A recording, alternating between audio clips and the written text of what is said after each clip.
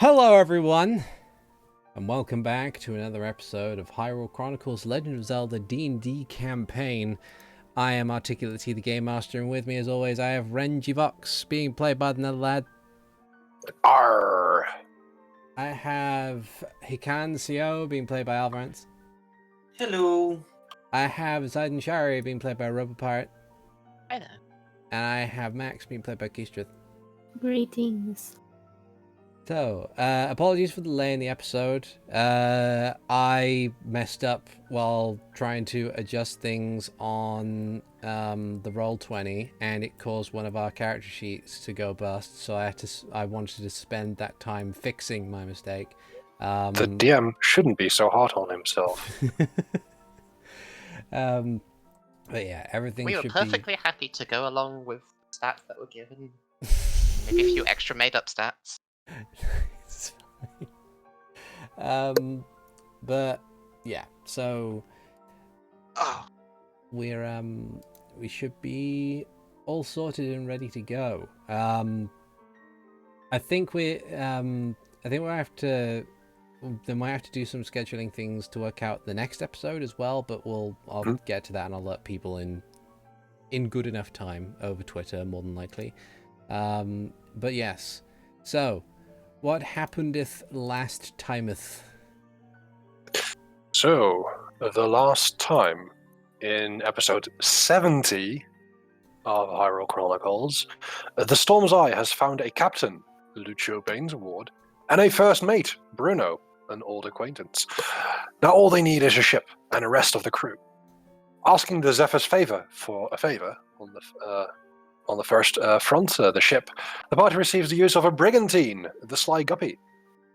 With some looking around town, the party starts recruiting more people, with some rather surprising additions, such as a moblin that was once an enemy, not unlike Bruno. In total, a crew of 16 is formed, including the Storm's Eye itself. After a few hiccups, such as forgetting to stock up on food and not notifying the harbour master of their plans, the Sly Guppy and crew departs, heading to the mysterious island said to house information about the Sovereign Hand. And that's where we are. Indeed. So, let's see. I do have some general adventure, I think. I do. Yeah. So... we rejoin our party after they have successfully left port in Sarkosa, the Sly Guppy having been pushed out of the dry dock and into the waters after a hurried few moments of making sure everything is prepared. Our crew begins their full sail towards an island that Lucio says that you would need to go to first in order to receive appropriate aid for getting to the place that you desperately need to get to. He mentions that there is a island of Lizalfos who know a great deal about they don't know a great deal about the location you're going to, but they know how to get there. They have the key to getting past certain things. Truthfully, the journey over the sea is not terribly long, or it's not terribly exciting for the first couple of days. You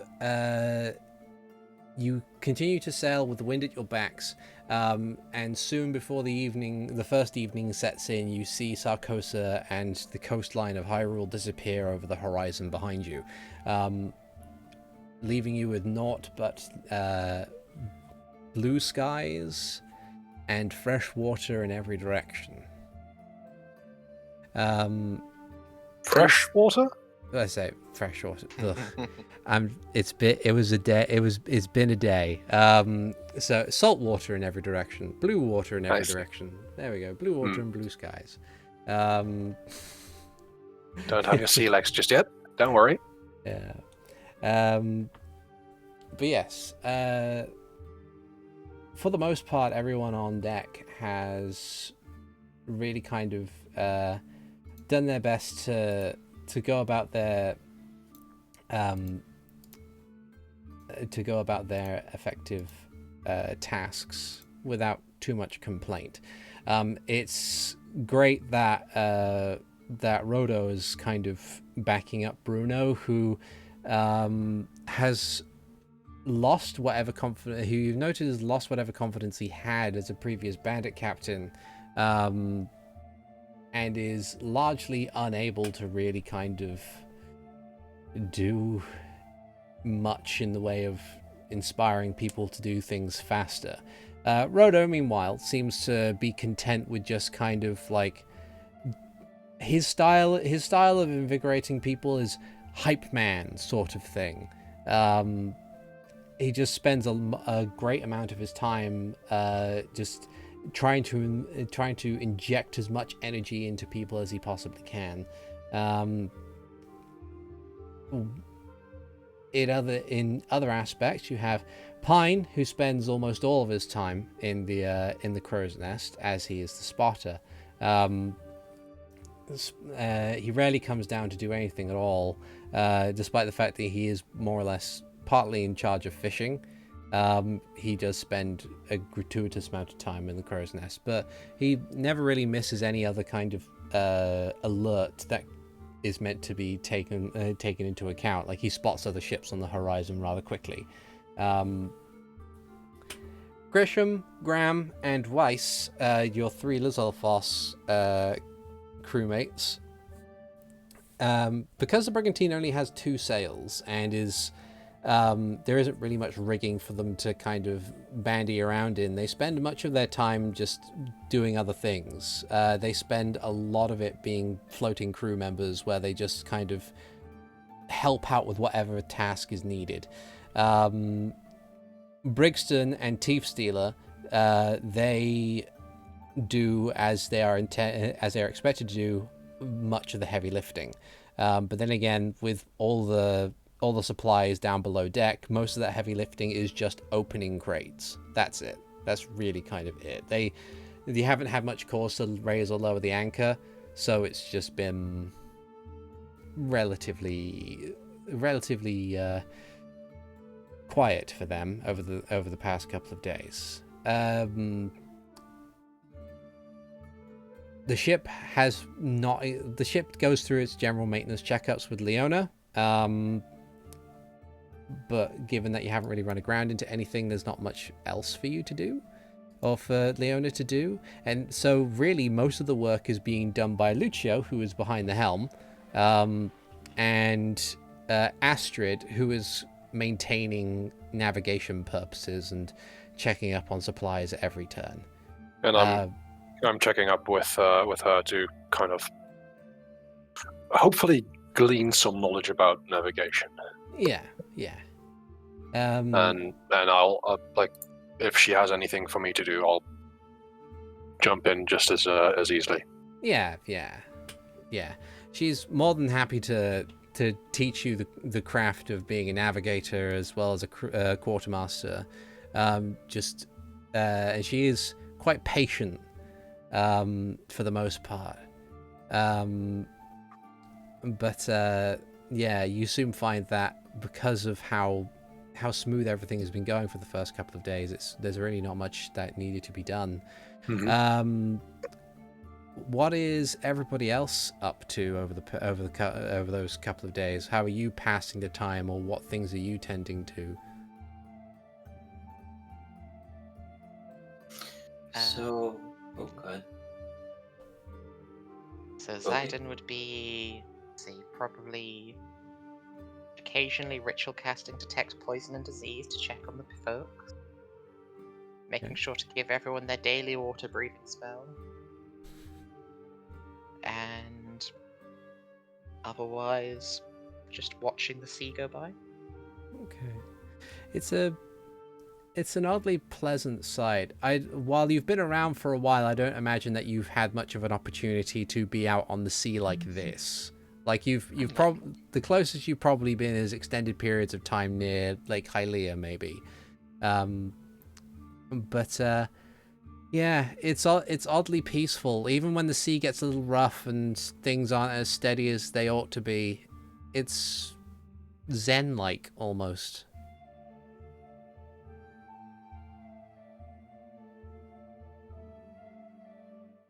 What about you, Hikan? What are you getting up to?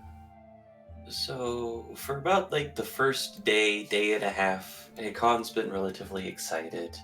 Been doing for his responsibilities, regardless on how far that it goes, he's always doing his responsibilities as quickly and accurately as possible. But after a while, the confined space, even though he doesn't even though he's normally kind of kept with the group or something like that while they've been in Castletown or Zora's Domain or any of the other cities, there's a difference between staying with people and can go and having the ability to go anywhere and being stuck on a ship. And Hikan's starting to figure out what cabin fever feels like. Aww. And so it's less that he's like doing things to be annoying or anything like that, but like he runs up the mast to the crow's nest to check on Pine to see if Pine needs anything. And then it's like, okay, he doesn't need anything, or gets whatever Pine requests, and then helps swab the deck, and then gets bored with that halfway through. Aww. I think at some point I'm going to have to cast water walk on him, let him just run around the ship. I can do that already. Oh, good. I don't know if I can keep up with the ship, but I can do that already. So like, I won't make you roll for cooking utensil nonsense to like per day that you're doing it. I imagine that considering how quiet it is, you would basically be able to take 10 and take enough time with it to be able to put up a decent meal in order to maintain the morale of the rest of the crew. But yeah, even with endless horizon in every direction, it's just it feels so confined. Like there's an essence to it that feels almost like a cage on like the worst days. But yeah, I would you find ways to entertain yourself, at least for the time being. Yeah. And Max, what about you? Max has probably hardly been seen. Like, he shows up for the morning water breathing spell, and that's about it. Okay. If you didn't know about it, you'd think he was avoiding people. Ah. Okay, yeah. And like, even with the small amount of space, there are, like, you might have to find yourself moving to different spots throughout the day on the ship, but you do find decent spots to hide I in. imagine within like 2 or 3 days, he's figured out where the quiet bits of the ship are at what times. Yeah. It's a practiced seclusion. Yes. Yeah. Yeah. But like the few times you do see him, he looks uncomfortable. Yeah, it is a lot of people within such a tight and confined space, and I imagine you've only just gotten close to being used to the rest of the party by its number. That and confined spaces do not a happy Max make. Yes. Yeah, it's not the greatest times. But at least, thankfully, there isn't much that you need to worry about. At least not initially. A few more days pass. You've gotten up to your 6th day out in the open sea. I'm gonna put you here and clear some things. Reveal areas. I also try and keep up and check in with Pine to write like a detailed report on all the sightings and everything. Yeah, that's fair. Yeah. Pine, for his part, he's not the most social of Deku scrubs. Mhm. Like, unlike Thicket and Thicket. Cashew. unlike Thicket and Cashew, who were welcoming and in their own ways charismatic, Pine is just kind of like, he's happy to keep to himself. He only, like, when he gets to reports, he doesn't really go into much detail beyond the details that are absolutely needed. And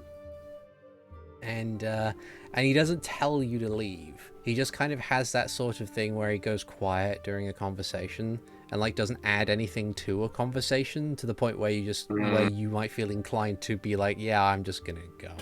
Yeah, when it peters out. Okay. Yeah. How tall is the mast, by the way? The mast is at the very least 25 feet tall. Yes. Excellent. Whenever I check in with him, I just misty step. Then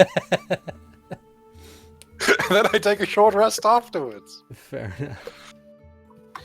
I'm imagining just like the crew sitting there working as hard as they can, and then just daily they just watch Renji just walk over and then just vanish and reappear. And then like 5 minutes later, after Renji finishes what he does, just this blue blur just runs up, checks on the thing, and runs back down. And like, I'm not sure how it works with ship's quarters and stuff, but I will take the time every day to both write a short summary of the day's events, and have a little pilot hand write a copy of it, as I was allowed to switch Green Flame Blade, which I've never used, for Mage Hand, as well as kind of write notes for myself about navigation to brush up on that and see if I can follow along with what Astrid is doing the next day. Yeah, that's fair. There's a as far as when you get to, as you're kind of in the progress of like examining the Sly Guppy in its own way, as a brigantine, there's clearly not a great amount of space for there to be like too many things. So from what you can observe, the ship has effectively 4 decks. It has the small kind of bit at the very, like in the aft castle at the top, where there is a singular room at the back, and that's your captain's quarters, or that's kind of like your observation area, and that's directly behind the helm. It's fairly small. It's like thin but long. It's about 10 foot by 20 foot. And then below that are a series of rooms that connect to the main deck, where you have, at the very least, 5 rooms on that area, as well as a small kind of balcony at the back, where you have... this is mainly where certain members of the crew will perform their tasks. Like, this is where the kitchen is, this is where the surgeon's room is, this is where the navigators, like this is where the table with the map and everything is in that room, or is in that kind of section of the ship. Then below that deck is where you keep all your stuff, like that's where the supplies are, and there are also some hammocks available for pretty much every member of the crew that isn't the captain. And they've mainly been haphazardly hooked up to kind of the foundations of the ship. So they've been like tied up to the ceiling or some of the support beams and stuff like that. There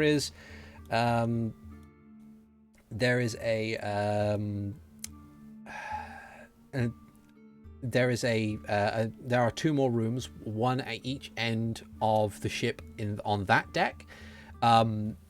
And they're also, one of those rooms is dedicated for the shipwright to do their thing, or the bosun to do their thing, and keep their supplies and work on more detailed things. And the other one is extra storage space. Mainly, that's where you keep all your food in. Simply because it'll keep it separate from the other non-food supplies. And then below that one isn't really like a flat floor. That's kind of an empty space where if there is flooding, that's where it will go to first. It's a complicated affair and a very old ship design, but yeah. In addition to that, you also have the ship has 2 anchors at the front end, one on each side, and also it has 2 cannons of fairly large size. You do have a stock of cannonballs, but not many. In most instances, the reason why you haven't been supplied with many cannonballs is to save on weight, as well as the fact that there haven't been very many reports of pirates or even sea monsters or anything. It's been, from what has been understood, ocean travel between Hyrule, Labrina, and Holodrum has been relatively quiet and peaceful. It's mainly been natural disasters that have been the chief problem on the seas. But yeah, I do not like this foreshadowing.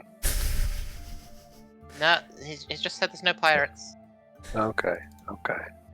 I'm watching you, DM. We have all the reoccurring villains on our ship. What else could it possibly be? That's true. That's not true. We left Flamgo back at the shore. He's enemy that right after turned he said business partner. But he was a doesn't count reoccurring villain. anymore. He was a reoccurring villain, yeah. Yeah. Yeah. And truthfully, you can't really call Brixton and Thiefstealer reoccurring villains when you only met them the once, and now they're working for you. We didn't even actually fight Brixton and Teethstealer. Yeah, you just had a chat. Yeah. But that's fine. You still got Bruno, and Bruno is, yeah. Bruno is, yeah. Bruno is, yeah. But anyway,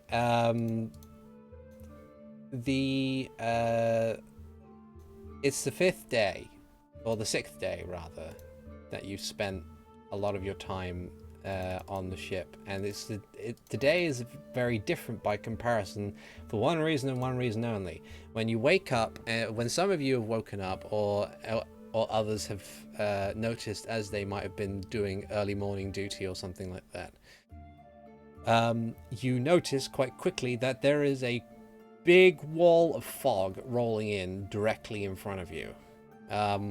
It stretches all the way over the horizon to the point where you are kind of finding yourself in a situation where it's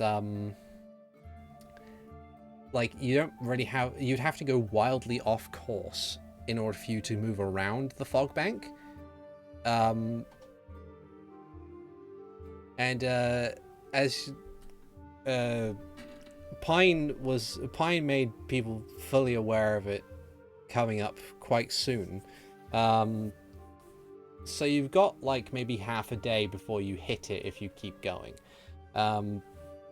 Lucio kind of like leans on the helm slightly as he kind of stares in that, or he leaves the helm briefly to go to the lower deck so he can see past the sails, and he kind of looks forward and squints his eyes and says, "Well, that's a bother. Let's see." And like looks left, looks right. Well, I suppose there is nothing for it. We'll have to go through. I mean, what would the alternative be? Well, the alternative would be that we would have to turn to the port or starboard and head in that direction until we get to the end of the fog wall, but never seen anything quite of this size. It would take hours. It might extend our trip by a couple of days, even. Let's see. Astrid, what do you think? Hmm? Astrid, what does she think? It's kind of like strokes her chin, leans on the rein, and says, I am not sure. This is a this is a predicament. Must be some fairly unique weather. The other alternative would be that we just simply do not move. We weigh anchor when we get close enough to the fog wall, wait for it to pass over us. That will still extend our stay, or stay on the ocean, but I am not exactly sure whether or not there is any kind of merit for navigating through a fog bank of this size. If it is as big as we can see it, then there's no telling how far across it is to the other side. Right. Well, Captain, what do you say?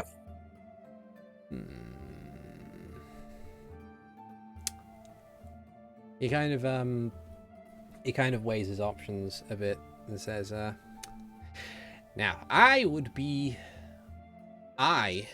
more inclined to press on through. So long as we maintain our sails at quartermast, we will not have to worry about moving too fast. And I would imagine that if there was anything within that fog, we'd see it. We just need to make sure that we light the lanterns so that any other ship that might be in there can see us and not crash into us, perhaps.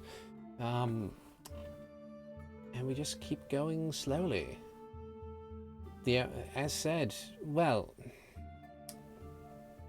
I'm not sure. Astrid, if you could do me a favor, head down and do a hasty stock check of the food and other supplies that we might have.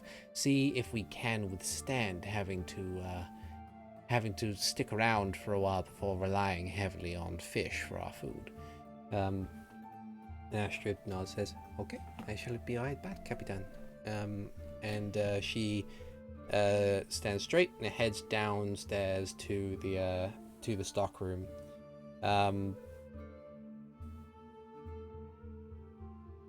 It'll take her a while to perform that stock check. Grisham. In the meantime, I'll check in with Pine to see if, with the lower visibility, if we are going to go into this or wait it out, that some fishing might be required. Okay. You go up to Pine, and he's kind of like, he's leaning on the, or I suppose leaning is the wrong word. He's kind of hoisted himself up to the edge of the crow's nest to kind of see this, look over this fog wall. And he says, might be required just in case, but I'm not sure.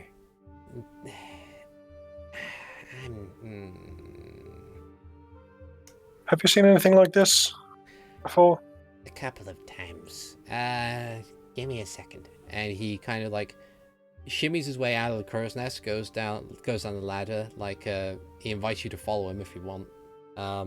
I'll try. Yeah. Heads down But the ladder. at least for the last few days, I haven't displayed any kind of skill in climbing. As he heads down, he goes over and speaks with Grisham and Graham, who are kind of just busying themselves downstairs, just swabbing that deck.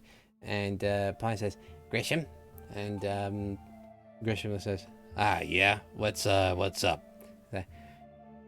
I just want some clarification, because I know that you also have sailed as long as I have. And Grisham just kind of nods. It says, weather phenomenon of this nature. Is there any other causes behind it other than the big, obvious, scary one? And Grisham kind of like tilts his head to the side and says, well, I'm not sure in that variety. He kind of like looks out one of the ports on that deck to see the fog wall and says,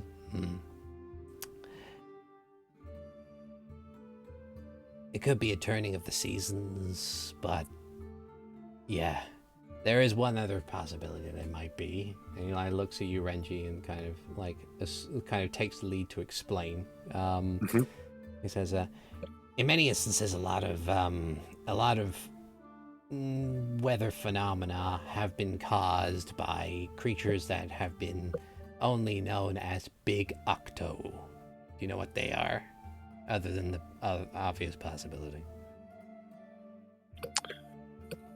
I've heard of Octoroks, but have we encountered any before? I don't think we have. You've We encountered encountered some Octoroks in the sewer, and Zion Right in the sewers. still holds a grudge against Hikan for killing the one. Yeah. Yeah. The one that surrendered.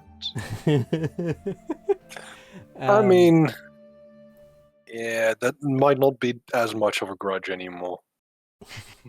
The Gur says, well, it's kind of like that, but Big Octo are something different entirely.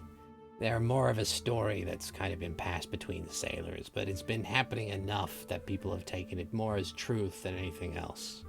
Big Octo are... they're as big as a 2-story house to start, which gives them the big name. They also have a lot of eyes, but they are also known for causing some sorts of weather phenomena in their own right. I've never heard tale or seen anything like a Big Octo causing a fog wall before. That would be new, but it wouldn't be out of the question. And these tales, what's an encounter with them like? Oh, well, Big Octo are usually quite direct. They like larger meals in order to satisfy them, but there's very few things in the ocean that are as big as them, except for boats with lots of people in them. In many instances, a Big Octo would utilize this odd tactic of causing localized whirlpools to drag a ship closer to it so that it might latch onto it with its tentacles and then crush it. Doesn't sound great. No, it doesn't.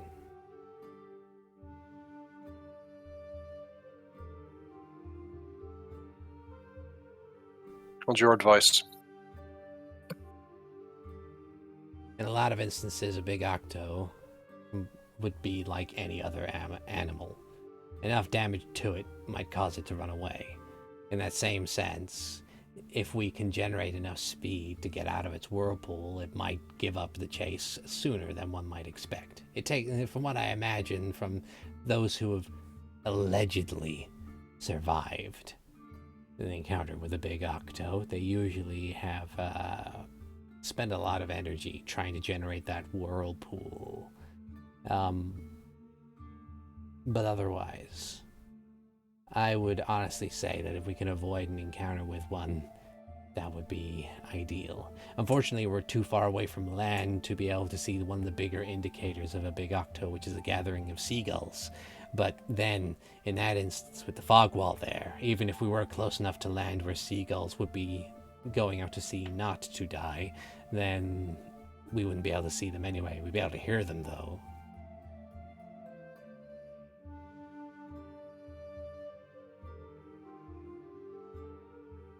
So, in short, usually the best tactic would be to keep moving.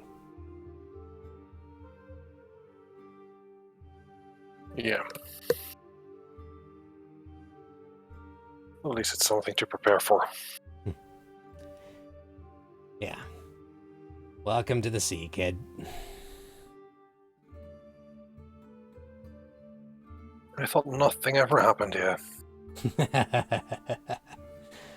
It's true that things have been quiet lately. I mean, there is a part of me that's still surprised that we haven't run afoul of Georg, but in many instances, just because it's quiet doesn't necessarily mean it's silent.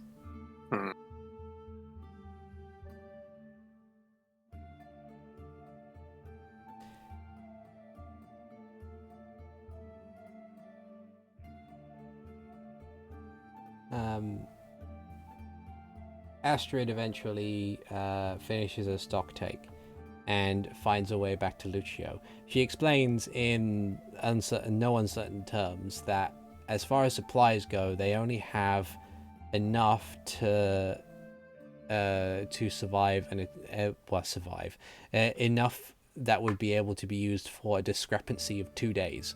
So at the moment, if the fog wall wasn't there and you just carried on straight to the island, then to the other island, then back to Sarkoza, then you would honestly be like, you'd have 2 days worth of food and other supplies spare. Lucio, having eyeballed the fog wall, states that when it comes down to it, it's possible that the fog wall itself would cause a delay of 3, maybe 4 days, which means that if the plan is to stay put or to try and navigate around the fog wall, then there would have to be some serious fishing or some serious good berrying, but he doesn't really know much about the good berry thing. How many do we have in the crew? 16. So 2 spell slots.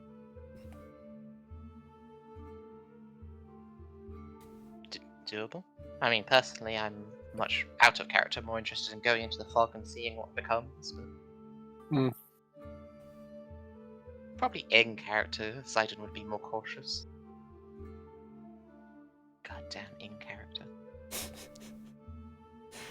Goddamn characters with common sense. Darn you character choices that I personally made. No, I'm gonna blame them on you now. Okay, I see. Well, you did I just say see you how it personally is. made them, so yeah. I was talking for you. But those were your words. Yeah. They're not my words, they're everybody's words.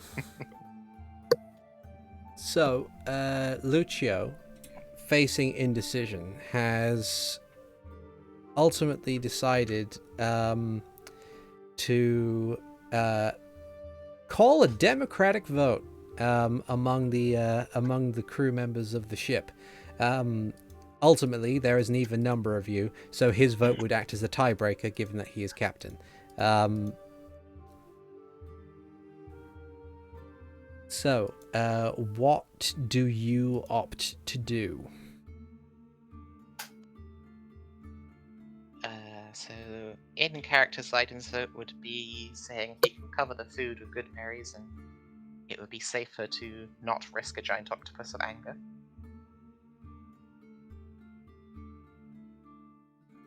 Hikan votes for speed. Renji would also vote for speed, but like with the caveat that, of course, we'll use caution.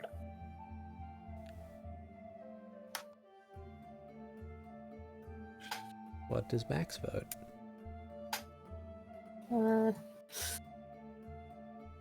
Max's vote is probably pretty much a shrug. Like, he doesn't know which is a good idea. Yeah. Let's see now. When it comes to votes among the crew, Grisham, Graham, Brixton, Teeth Stealer, and Rodo all vote in favor of proceeding forward into the fog. Like, continue moving, be careful on your movement through it, and that's what they vote on. Mara, Astrid, Bruno, and Vice all vote on staying put. Pine is the only one who votes to go around the fog wall. Like, don't stay where you are, but turn and maneuver around it. Which leaves Lucio himself. Lucio kind of thinks his option's over, but being the adventurous big hat wearing glorious captain that he is, decides to go alongside Team Speed and has elected to go through the fog wall. He makes a call for half mast, or quarter mast rather, and you, or rather, he makes a call to lower the sails, and then would call for the sails to be raised slightly to quartermast in order to proceed slowly through the fog.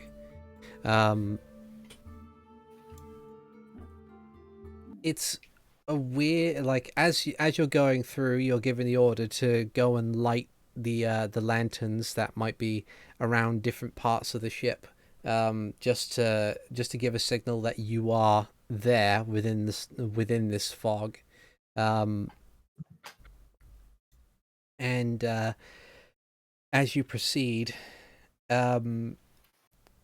it's almost like stepping into another world. Like the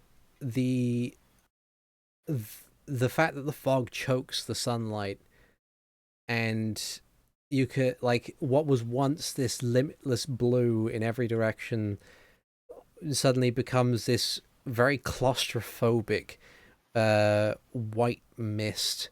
You can barely see roughly 30 feet beyond the borders of the ship, only hearing the creaking of the wood of the ship itself and the thankfully calm sea lapping against the hull. It's it's tense. During the process of the fog, what is everybody doing? Hikan is assisting, looking out, standing near the step of the ship. Okay. Ranger's keeping an eye out probably with Pine, even though probably wouldn't make a difference. Okay. Depends on how fast the ship is going. It's going at 1/4 the speed it was. So it's not going terribly quickly. Like, say, about 5 miles an hour at most.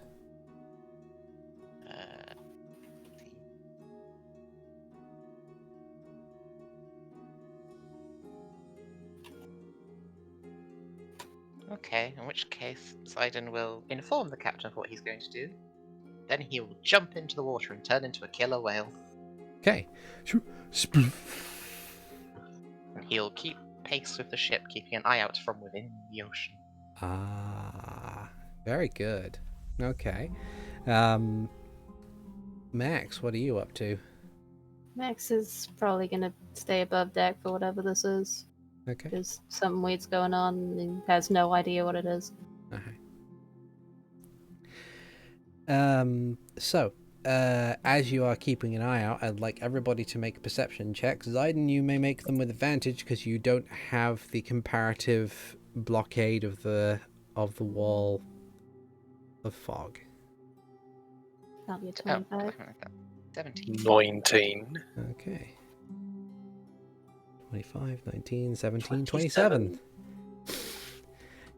There is nothing that may hide from you. And Pine got a natural 19 as well, so that's good.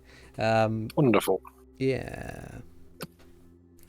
As you're progressing forward, and like staring out in different directions into the fog, Hikan, followed swiftly by Max, followed at roughly the same time as Zayden. You guys, first same time as Zayden, and basically all of you see it relatively the same time. I don't know why I'm being pedantic about this. Is you see what looks like rocks that kind of like emerging from the fog near you. They're not animate or anything, and Zayden, you're able to see that they are connected to a shallow part of the seabed, but you've kind of wandered into this kind of collection of rocks, large rocks, very spiky ones too, that have kind of manifested around you. So it's not a living thing, it's just a risk of crashing. Yeah. Okay, Zayden will use his telepathy on whoever he arranged with to warn them at the rocks. Okay. I just imagine that it's the captain and the captain with like a bunch of voices ringing out right afterwards, like rocks, and just a voice of Poseidon in his head. Okay. So because of that, because of your ample warning, Lucio will make his navigation rolls and water vehicle checks with advantage, which is a very good thing. Warned in ample time, he begins to slowly steer the ship around these areas. He gives out various commands to Grisham, Graham, and Vice, and Teef Stealer and Brixton to adjust the sails when needed. As you progress through this maze of rocks in different directions.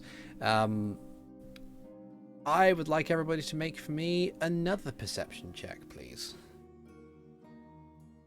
We just keep rolling. Yeah. It's a 15 this time. 15, 20. It's a 14 this time, so 24. No. Okay. 26 this time. Oh no. Uh-huh. Okay. Oh no. S is distracted by the rocks. Yeah. They're very rocky rocks. Yeah, they're very like it's become a very different sort of scenario at this point in time. But the rest of you, you make out a shape in the fog beyond, like coming up on the port side. There appears to be another ship, but upon closer inspection, as you move past it or begin to move past it, you can see that it is not settling in the water. It looks damaged and almost impaled upon a sharp spire of rock that keeps it immobile where it is. It's a fairly large ship as well. Looks close to a galleon, but not quite.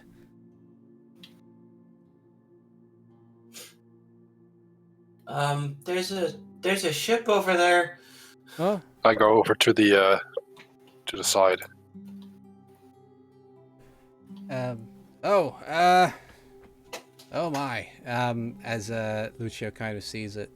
And it's about 40 feet away from you by the time he gives out the call. It's like, drop anchor! And Briggs and Teef Stealer drop anchor. Can you get a little bit closer? Hold, belay that order, and like Teef Stealer and Brigson just rush over to the crank Just to hold need it in 10 feet. place. It's like, yeah. So you He kind of shrugs, like as they're like shrugging, just like goes over, runs across the water. Shit. If it's at 30 feet, then I would want to Misty step onto it.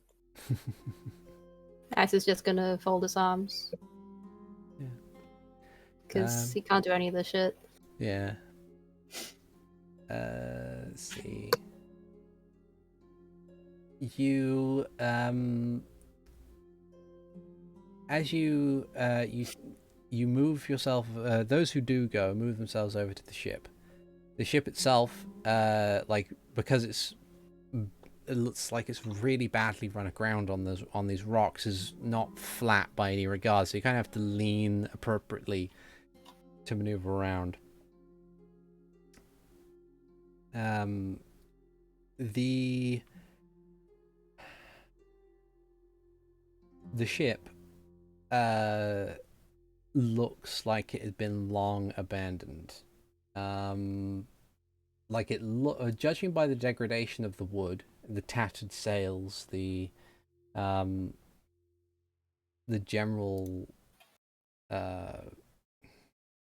disarray, you get the feeling that the ship has been gone or been here for longer than a month, maybe.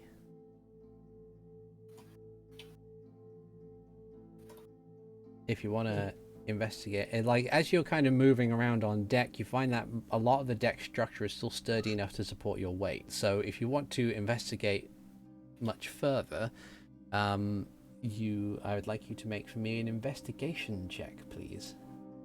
Can I help? Would you like advantage? Yes, please. I was gonna say yes. Have me help me, please. No, Help me, help you. Okay, so that is with advantage. Let's just do that. Ask. Investigation. Advantage. Lovely. That's 2 2s. Shout out to the 2 crew. Oh, dear. Wow. How much investigating can I do from the water with blind sight of 120 feet? Sadly, not much of the deck is like concealed underwater. Is anything alive inside? I don't think so, other than your companions who have just stepped on board. Dang.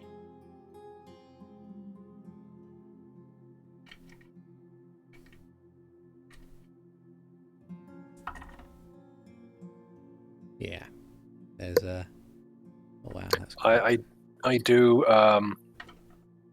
ignite my sword and hold aspiration aloft to shine. This is sunlight, right? Yeah. Yeah. And just that sea magic thingy, just in case. I also will turn on my Eldritch Sight. Okay. I should probably like say what you might have found through your, because you still might have found something even when you got a 2. But so looking around the ship, you find that there's been the first thing that catches your eye on the top deck is you find that much of the structure, like a lot of the cannons that were on the top deck, have kind of fallen, like slowly scraped downwards, at least you can see, and kind of rest on this creaking part of the wood that goes into what would be the effective captain's quarters. Inside the captain's quarters, you find that from the looks of it, anything that might have been valuable has disappeared or been taken away, and everything else is kind of left in this haphazard mess of things that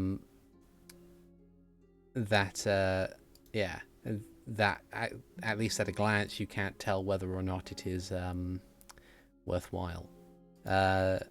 Heading down below deck, the most obvious thing that catches your eye is that when you get down the stairs and make a left turn, you find one of the support beams has a very interesting decoration, which is, it appears to be the corpse of a Hylian male that has been pinned to the support beam by a cutlass. Judging by the state of the body, you can again confirm that this has been here for a while.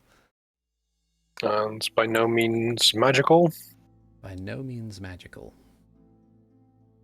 Are there any identifying markers on it, like a uniform or insignias?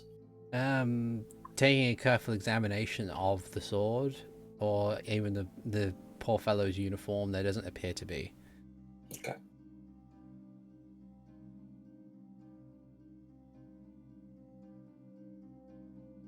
Huh.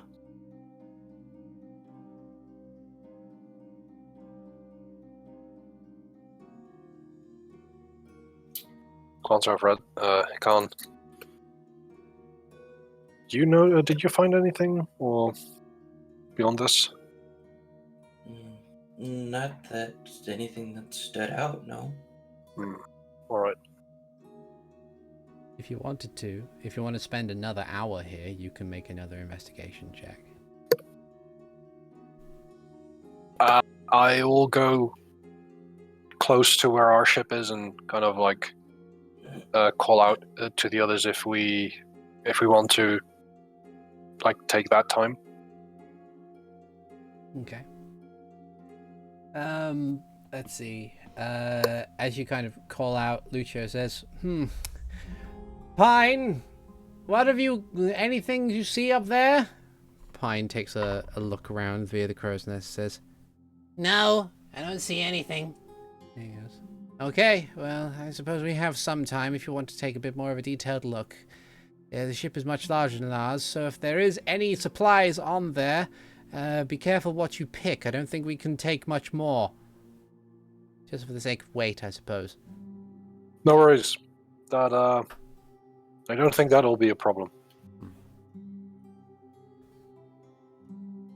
And I start looking around with Hikan Okay. again.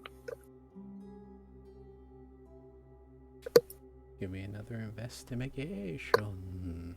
Investigation check with advantage. Yeah. That's That better. is slightly better, an 11. An 11. Okay. So you do another sweep around. This time you find within the piles of stuff that's been kind of pushed to the back of the captain's quarters, you find what appears to be a crew manifest. It's a nice leather-bound book which has the insignia of the Fairwind Trading Company. The crew apparently had a total of 50 people on board, but you've only found the body of one. It's hard to tell exactly what happened to the others. While there does appear to be signs of battle in certain places, you're not exactly sure what it is they fought.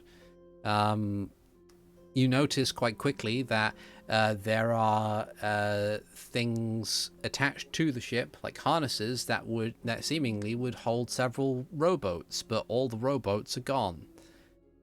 The actual harnesses appear to have been detached manually, so you can only assume that people got into the rowboats and fled, but where exactly they could go in that short amount of time is a different story. Other than that, you don't seem to find any other kind of supplies. Any food supplies that might have been here have long since gone off. Yeah, it's just odd. What perhaps caused such a problem? Why this one person had clearly been murdered? What it was that they fought, and what the ship might have been carrying if it belonged once to Richard Fairwind's trading company.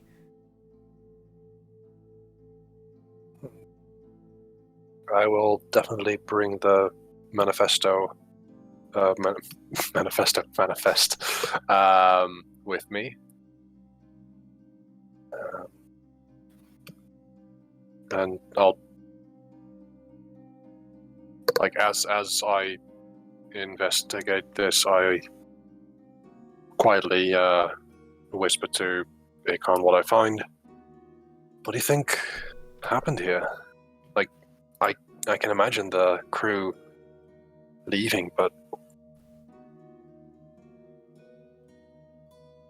did they shipwreck and just try and leave as best they can with these rowboats?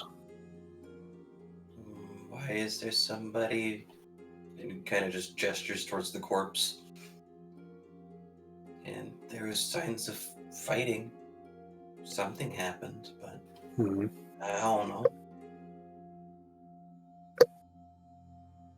Well, but I don't think we're gonna find any more clues at the moment, so we should probably get back to the ship. We probably should. And we head back up.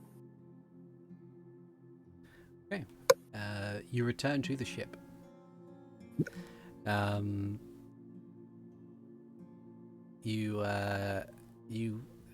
After you've kind of like after you return, seeing that you've or Lucio comes down and says, so anything useful, anything that we can salvage, or I'm guessing no. Not much, no.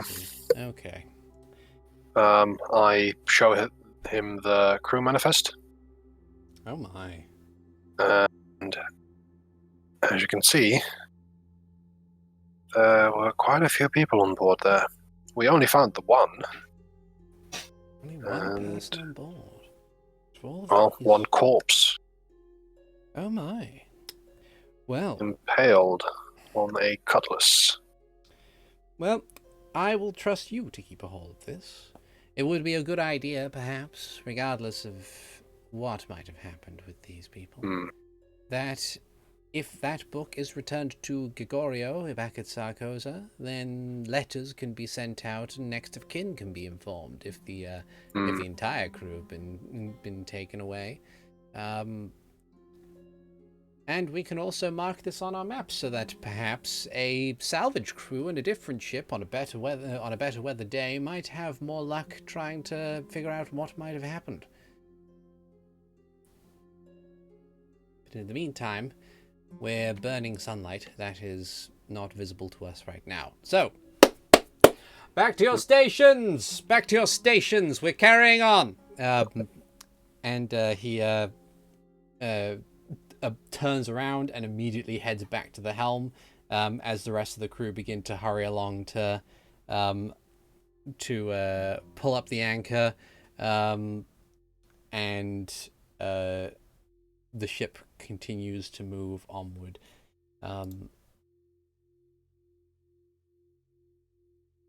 After what appears to be a tense 3 hours worth of sailing, you manage to find yourselves out the other side of the fog wall, once again greeted by the warm sun on an otherwise clear day. The sea is slightly choppy, but it's not too problematic as you find yourselves looking out into the great blue beyond. There's kind of a sigh of relief from a couple of people as you reach that certain point. Zayden, unless you spent all how many wild shapes would you have had to have spent in order to stay in the water for that period of time? I get 4 hours per world shape. Oh, okay. That was 5 now. I thought it was rounded up. Is it rounded down? No, it's rounded down. But For some reason, I And- thought it was it wasn't necessarily the amount of time that you had; it was the amount of wild shapes you get as you leveled up. Truth be No, told, No. I have never touched druids, so No, I get it's 4 hours, and it's like Warlocks because it recovers on a short rest. nice. So I can essentially stay down permanently if I wanted to. But that would be a bit lonely and cold, so Zagan came upstairs. Yeah.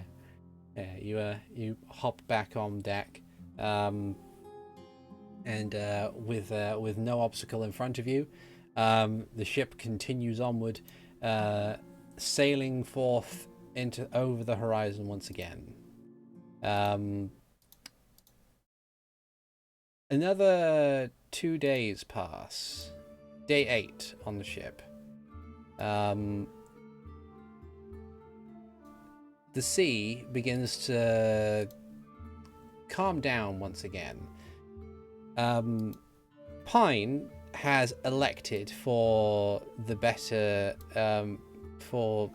of pretty much everybody, that to avoid a situation like this happening again, that he'll spend the quiet aspects of his day doing some more dedicated fishing.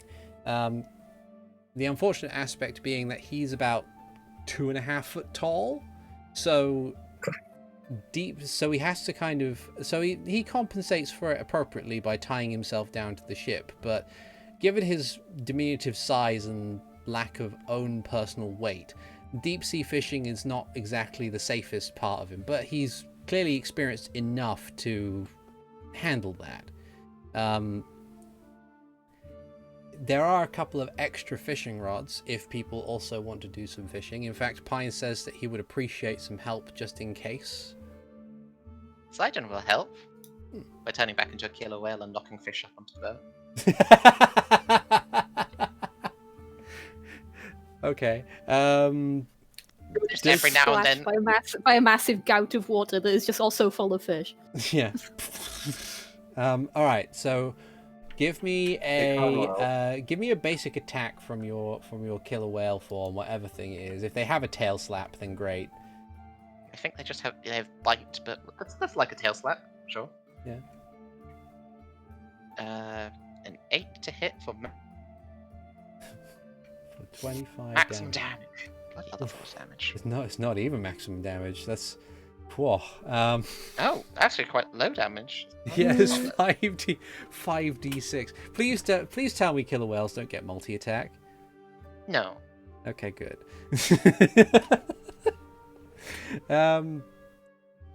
But yeah, you with an 8, I'm gonna say you get let's see.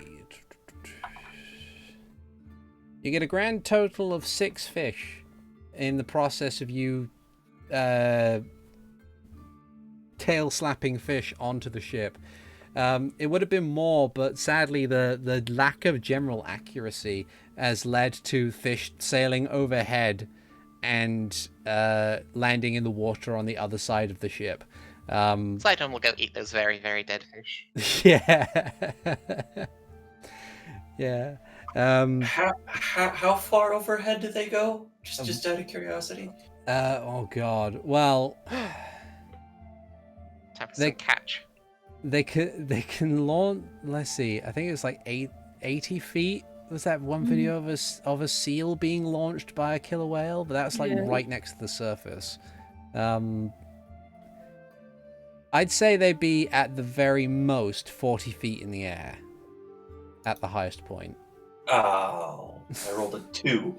Oh, it just manages to get out of your reach before it sails overhead. You land back onto the deck. So you get 6 fish, 6 sizable fish in all, which is. Do we get tuna? Ooh, that depends. Let's see. Yeah, I'd say you get a fair few. Like, they're all clearly edible. They're not terribly exotic fish. You don't get like a marlin or anything like that. I think Renji's had like tuna sashimi before, not in Zora's domain. Although maybe in Zora's domain. And he will go over to Hikan and tell him what he knows about preparation for that. Okay. Might not be all enough, but it's raw fish. What could go wrong? Yeah. But yeah, so you get 6 fish. Pine, for his part, gets another 3.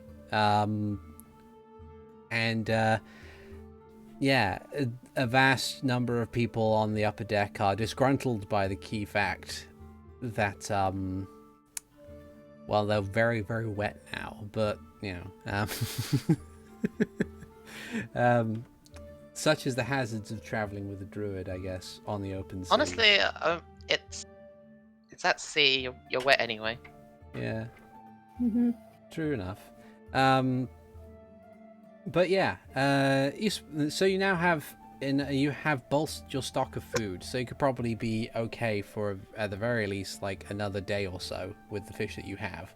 Pine even says that it would be best perhaps if there was to be continued fishing every day, at least for the most part, just to have a bit of extra. But he does thank you for your assistance. So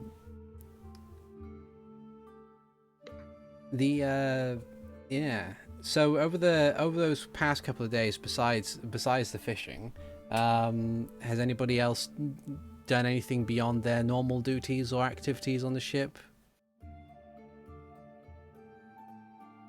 Not really. Not really. Yeah, I think Renji keeps keeps up with navigation, writing logs, and sending a message every day to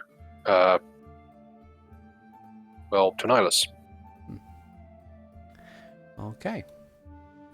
He might have started like after a few days and then just mentioned the ship and then just basically no information so much here. What about you? For the first couple of days, it seems very kind of specific in the information he provides. He does what he can he provides what he can in order to not compromise the whole mission thing, or in that same swing just kind of like give the basic details he can within the span of a 25-word message. It was about shortly after you got out the other side of the fog wall, like day 7, that he did not respond and hasn't responded since.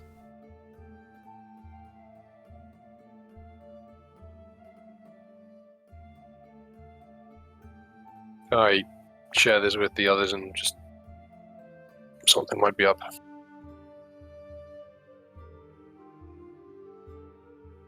Sidon will nod and say, I'll make sure to try and scry on him tomorrow.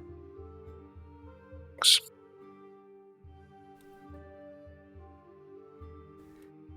Okay. All right. So, as duties continue and sailing continues, it's about mid-evening on the 8th day, when, as you're going about your business, from atop the crow's nest you hear, "Captain!" And looking up, you see Pine point over the port side and say, "Whirlpool!" Which, as you all kind of look, you see this very rapidly forming whirlpool appear very close to the ship. In fact, by the time that Lucio even begins preparations to like starts barking orders to help him turn it away from the whirlpool, it's already caught it in the vortex on the very edge. And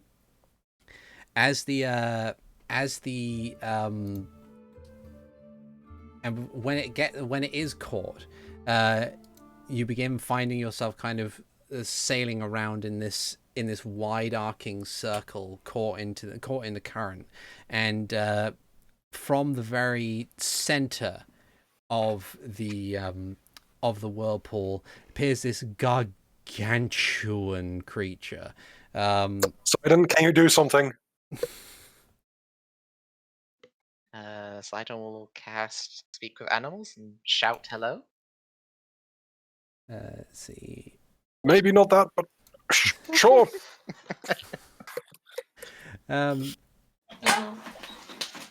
its full height, it appears to be like from the surface of the water. At best glance, it appears to be about 45 foot tall. This thing, with a great many number of eyes that kind of reside on its tall cephalopod head, with this one kind of snout as in every direction, all the eyes kind of look at you. It does not respond to your hello. And I'm going to bring you over to this map so we can kind of go over everything that's going to be happening here. So yeah, there we go. So, as you can see, on the left-hand side of this area here, we have we have the big octo itself and the whirlpool it's residing in, and also the scale of your ship. Your ship has 300 hit points and an AC of 15. the squares in this area, instead of being 5 foot, represent 15 foot. So it's 3 times the distance of whatever it is between you and it. So that would be quite the distance. What we're going to do is we're going to roll initiative. I'm going to roll initiative for the crew using Lucio as the...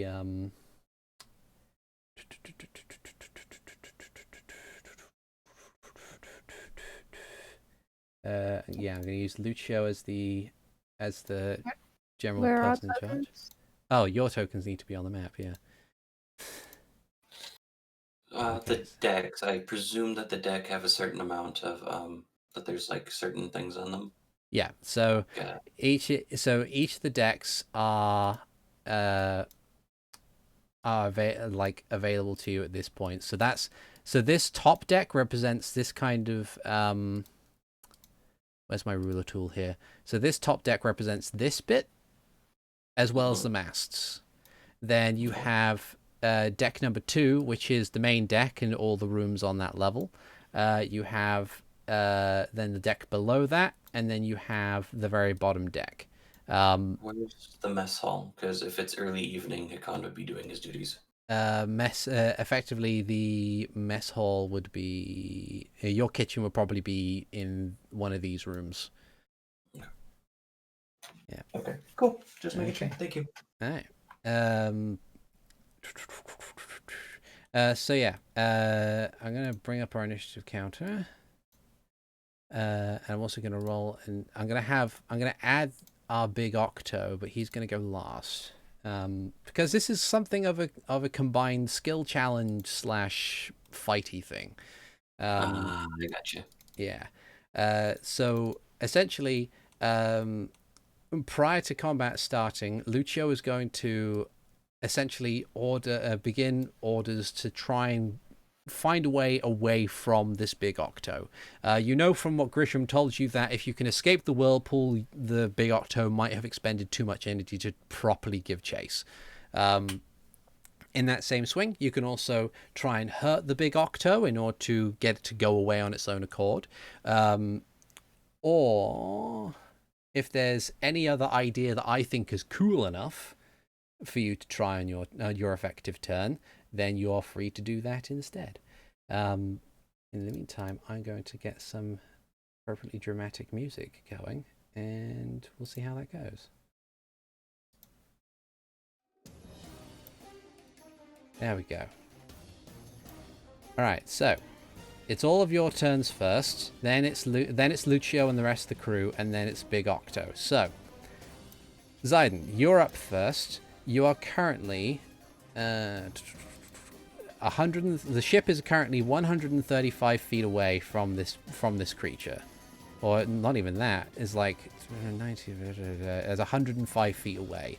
At the end of every round, the ship will be pulled 15 feet closer to our big Octo friend, which will basically serve as your countdown timer for dealing with this problem. So, what do you do? Well, I was thinking about this before, and so I have prepared Gust of Wind to throw into our sails and give us a shunt away. Okay. Awesome. All right. And unlike some of the other wind spells, this comes directly from me, so it moves as we move. Okay. Glorious. All right.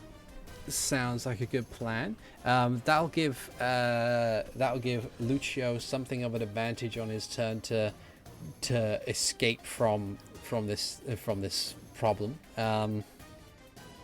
as it were. So yeah, nice work. Is there anything else you want to do on your turn at all, or is that more or less all you can do? Can't really do much with a bonus action currently. Okay. It can. Alright, so as everything starts happening, Hikan will rush out to the main deck. Mm-hmm. Kind of just take a look around for a moment. I know that it's not their turn yet, but I would like to give. I can notice that Zaiden's doing something with wind, correct? Or at least I imagine so. Yeah. Okay. It's not a very subtle spell, I believe. No, focal somatic and material. I would like to help where I can. I would like to give the help action to the people who work on the sails. Okay. Glorious. They will also have advantage when they do their thing. Nice work. All right. Max.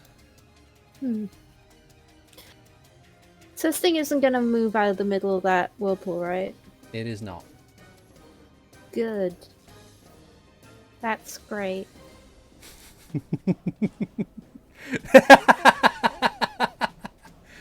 Oh, I'm just gonna throw a cloud at it, full of lightning.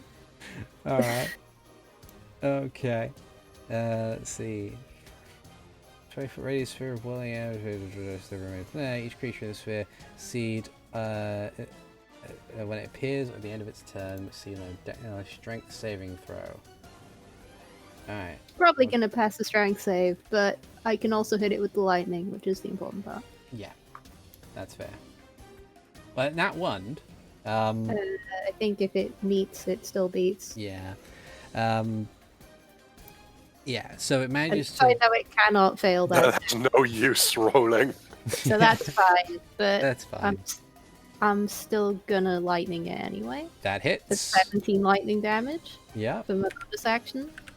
Very And nice. for my move, these lower decks have like windows to look out, right? Yeah. I'm gonna go down Okay. and tell these people down here about big octo thing, Okay. Glorious. All right. and be ready to repair things should I need to. Yeah. Renji. Yes. I will move as close to the railing as possible. Okay. And you said we are at 105 feet Yes. distance. Mhm. Then it's going to be 2 Eldritch Blasts, Okay. I believe. Yeah, because Heavy Crossbow wouldn't do it. Fire away. I will.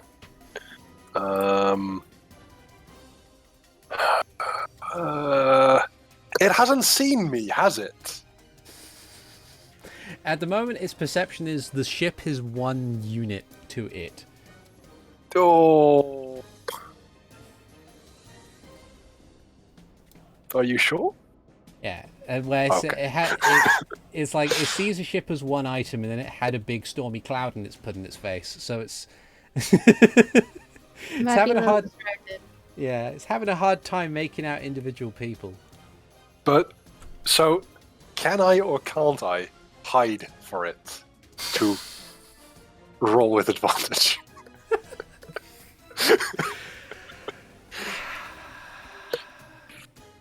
Or is it big enough that...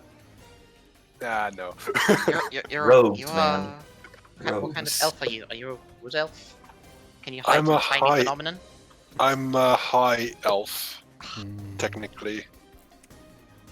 Yeah. Yeah, I don't. Even if you were to be behind the railing, the railing I don't think is enough to hide. Like it would be like trying to stand behind a lamppost and not be seen. Okay. Yeah. Well, that is 24 to hit. Yep, that hits. And that is 3 points of damage. Okay. May I retroactively cast Hexblade's Curse?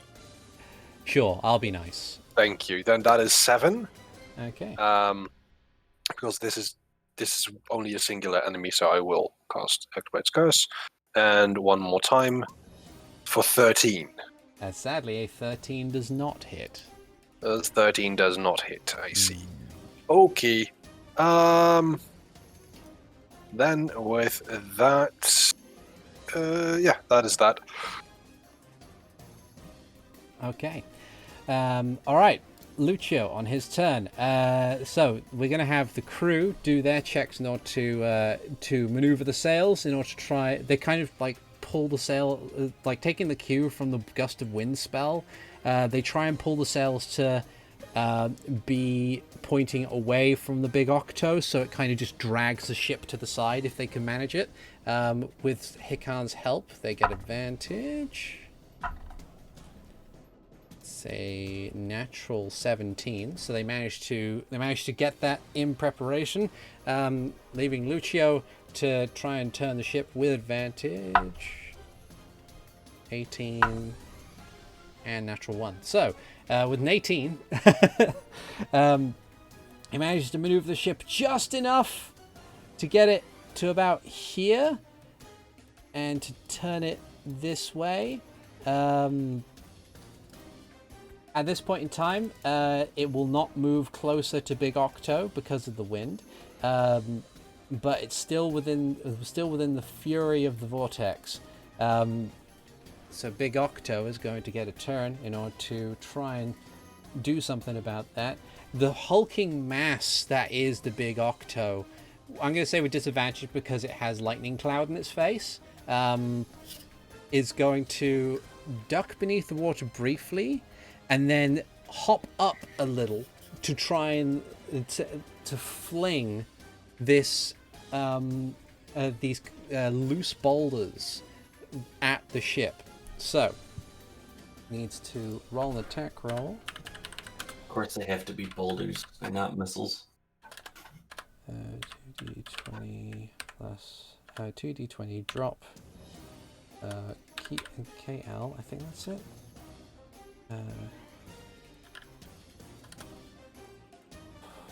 Nah, screw it, I'll just do this twice. 1d20 plus that. Okay, with an 18 it hits. So, need to determine which part of the deck it hits on the ship. So we're going to roll the ship damage location. That do it? Did. Deck 1. Top deck. Okay, so I need to roll a d4 privately to see which part of the thing it hits. 1, 2, 3, 4. So the very back end of the ship. Okay, and then deals 5 damage to your ship.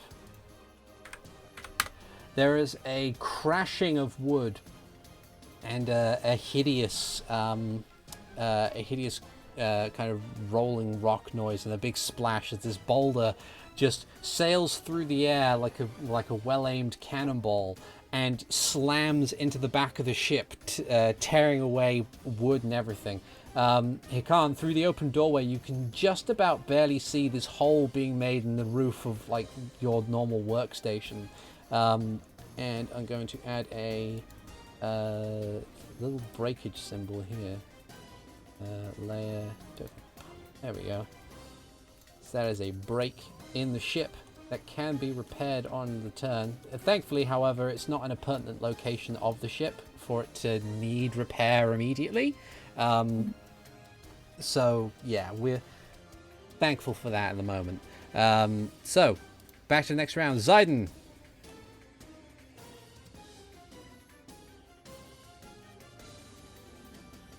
Who is muted? Mm-hmm. I was just thinking that the spell will keep going. Don't really have anything else that is a concentration.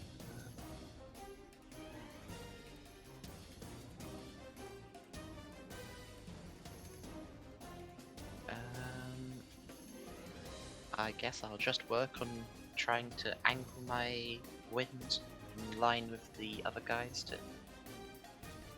make it easier for them to direct us out. Okay, that's good. So that'll continue advantage to further ship sailing rolls. Awesome. Hikan.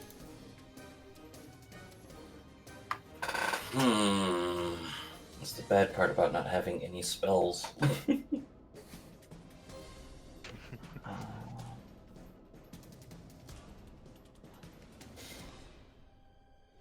What do I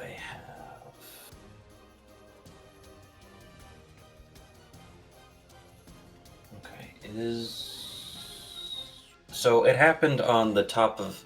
No, it doesn't look like anyone's hurt in regards to things. Everyone's out here. Hmm. Hmm.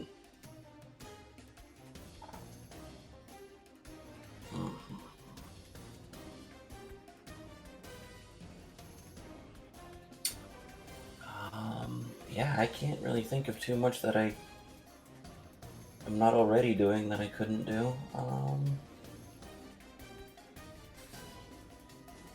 Just gonna ping this for a sec. Yeah, but those are now pointing this way. She can like get 'em ready You could. in case.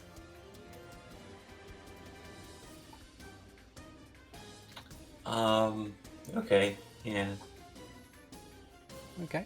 So, Hikan will kind of turn over to anyone who's, like, not doing things and just go, does anyone know how to work these?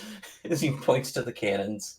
And, if yeah. people need help who do know, then Hikan will help with that. Vice will help you out with that. She'll direct you into how to load cannons and where they're keeping the cannon shot. But with your movement, and I believe you're probably strong enough to at least hold the one cannonball. I did carry a use bro from Snow Peak all the way back to Hyrule Castletown. You did indeed. Yeah. You have enough movement to get down into the storage, to get a cannonball and all the supplies needed, come back all the way up, and then use your action to load a cannon. So I'm going to say the port side cannon. Which one do you want to load, actually? The port side or the starboard side? That'd be port side, because Okay. that's the closest one to the Octorok. Okay, so you load the port side cannon. That is ready to fire as an action should you need to. Ready of the crew, you know. I loaded it. It's there. It's ready to go. So Nice. Max. I'm gonna assume Leona has this deck covered. Mm-hmm. And I'm gonna run down to. I'm gonna first look out the windows and kazap the thingamajig Okay. with the kazap. Kazap hits for 19. Kazap damage. And then I'm gonna run down to bomb deck. Be ready Okay. to fix things down there. All right. Renji. I am going to see if I run up to here. Hold on, that's not a ping. This is a ping. If I run up to here, would I be able to hit the big octo? Let's see. 4, 35, so... Yeah, I'd say, like, that's 120 feet. At most. Then it is just in range. Yeah. And that is That's a 1 miss. and a 2 for That 20, hits. which is a hit, which is a total of 12 damage this time. 12 damage. Indeed. Okay. And with the let's see,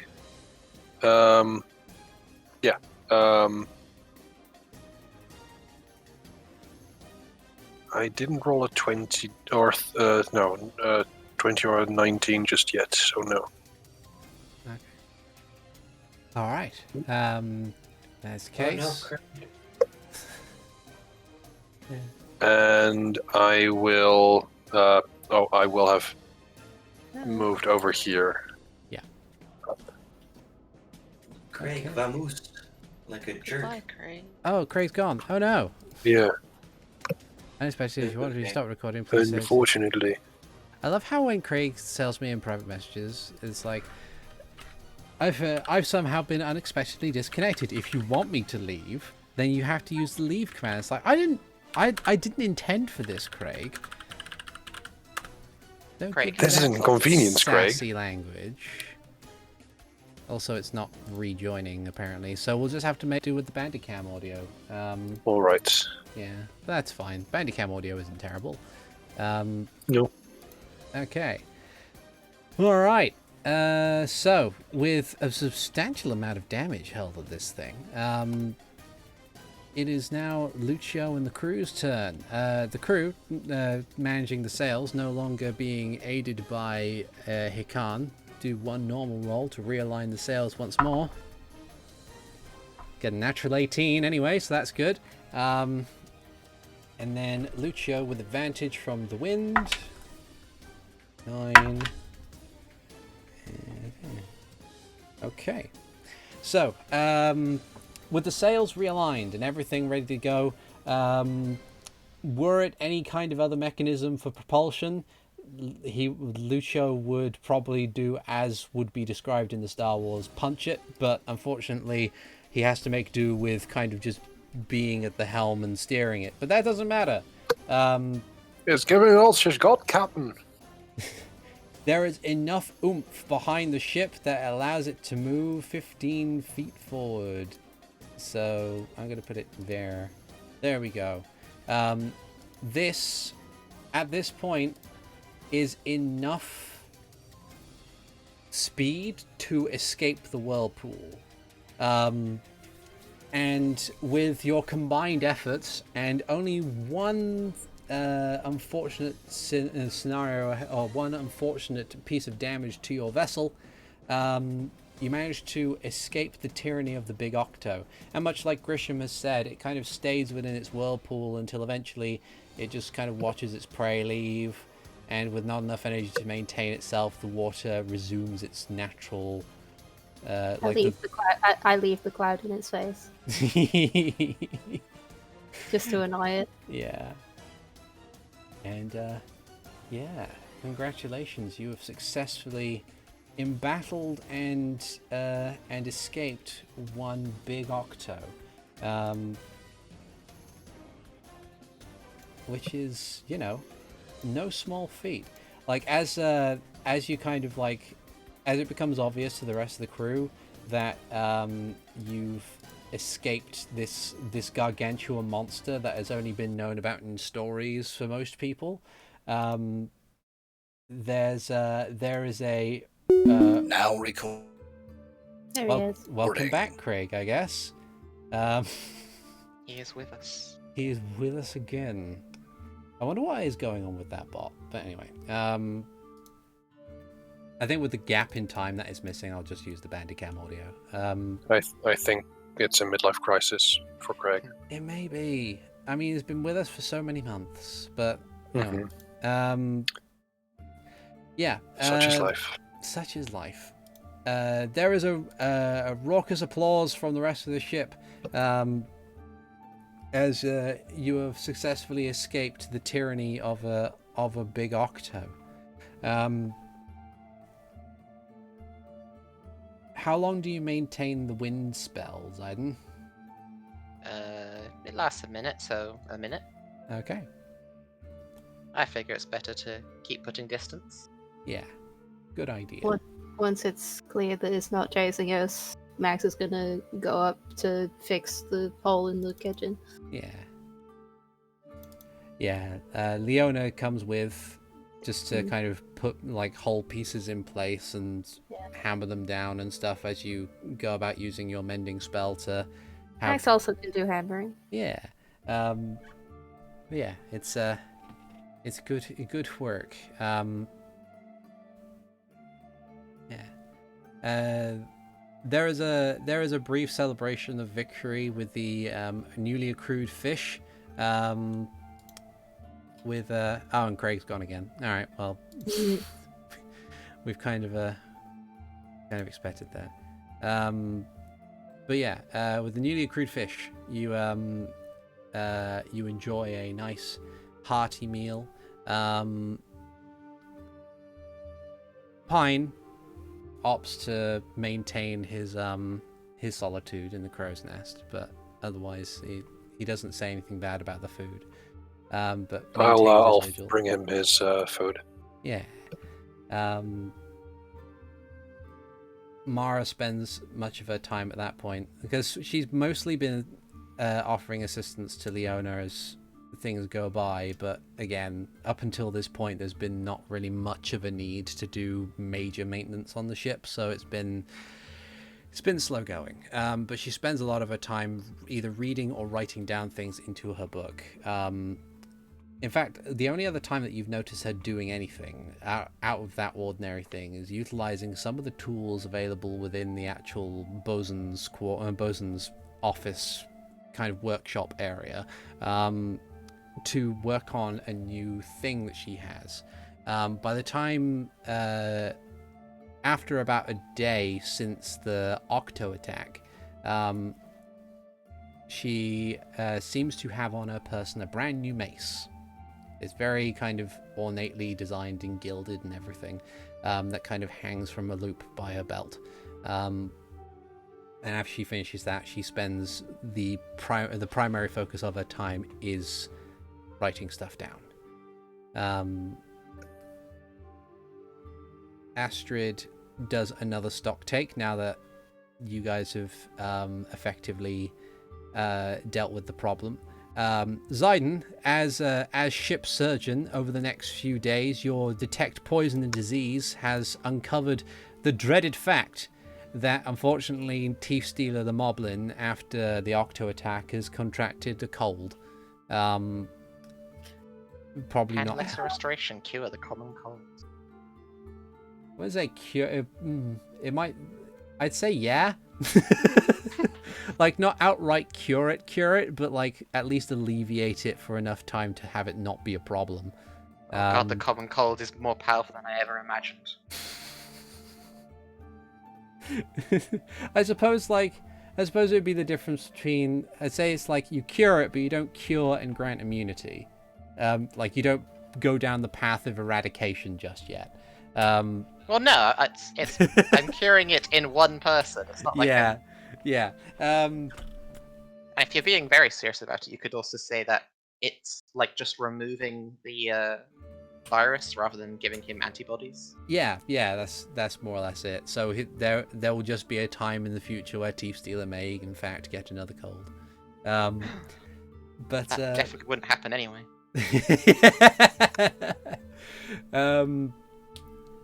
But yeah, but that's as far as ship surgeon stuff goes. That's kind of it. Like maybe occasionally you have to treat Leona for splinters, or like a misswung hammer, or maybe you have to treat one of the Lizalfos for rope burn. Otherwise, your role as ship surgeon is kind of, again, much like everything else, kind of quiet. Probably wouldn't even use magic for that. Yeah. I have a +10 to medicine. Yep. It's only a good thing that you managed to come this far out of like a whole almost like week and a half journey, and that's more or less the full extent of the problems that you've had. But it all comes to a appropriate point, as on the morning of day 10, as some of you are kind of waking up a bit bleary-eyed or having tranced for a period of time, which I wonder whether, like, a part of me wonders whether or not with trance, if you're trancing and on a ship, does the waves do anything to you? But never mind. That's being pedantic for another day. I mean, I've not tranced on a ship, but I've slept on boats. Yeah. And it is not so much something that you notice in the moment, but I felt like I was on a boat several weeks after not being on a boat anymore while sleeping. Yeah, see, it actually felt nice, to be honest, but it is something that endures. Yeah, the only time I've been on a boat myself has been crossing the channel, which is not a journey that you sleep on. No. It's like an hour and a half. I've been on a cruise once, and yeah, it does stick with you when you come onto shore again. That's really interesting. That's really cool. Like I guess mileage may vary, but that's still like a interesting notion. But yeah, it all comes to a head on the 10th day after you've woken up and prepared to do your morning duties, when from the crow's nest, Pine yells, Land ho!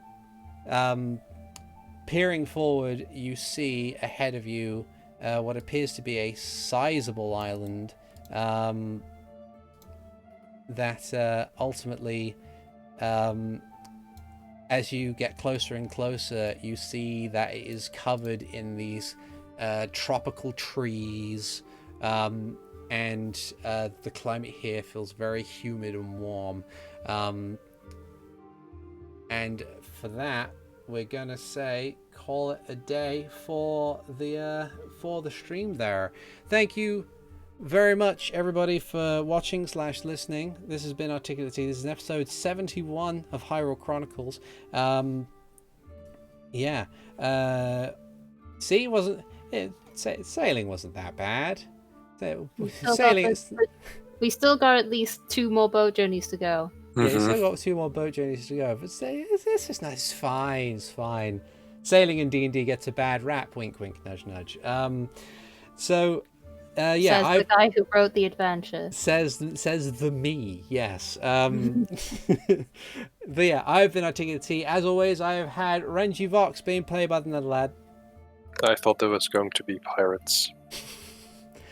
Playing Hikan Sio, I've had Avrdal. Wouldn't have taken any damage if boulders were considered missiles.